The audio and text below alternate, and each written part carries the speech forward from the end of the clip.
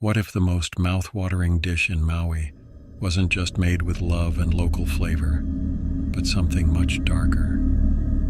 What if a secret recipe was passed down not through generations, but through nightmares?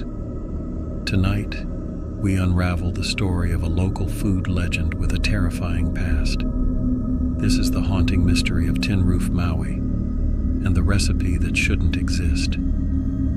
Yo, what's up, night crawlers? You know what time it is. It's your boy Junglewolf, and welcome back to another eerie trip into the shadows of paradise with Aloha After Dark. Before we dig into tonight's terrifying tale, hit the comments and let me know where you're tuning in from. Kahului, Kailua, Oahu, mainland creepers. Drop it down below. Alright, tonight's story is about one of the most beloved local food spots on Maui, Tin Roof. If you've ever had their mochiko chicken or garlic noodles, you already know. But what if I told you one item on that menu should have never been made? This is a story about temptation, tradition, and a recipe whispered by something not quite human. So turn off the lights, grab your salmon, and buckle in. Let's go.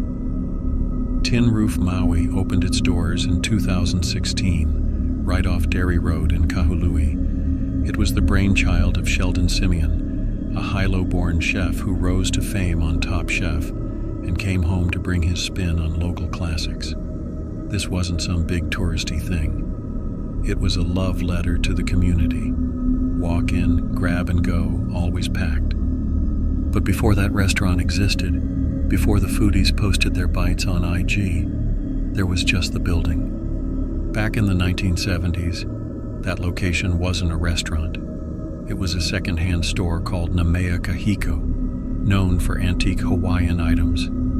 Kapa cloth, feathered ahu'ula, old handwritten cookbooks passed down from plantation days. But one item always remained unsold, an unmarked wooden box. Rumor was, every time someone tried to purchase it, it returned. The old aunties said it was cursed.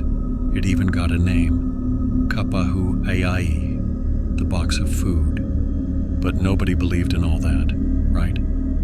When Sheldon moved into the space decades later, he never heard about that box. Just that the lease was cheap, the location was busy, and he could finally bring his vision to life. Tin Roof blew up. Locals came for the garlic shrimp, miso pork, and rice bowls stacked with crunch.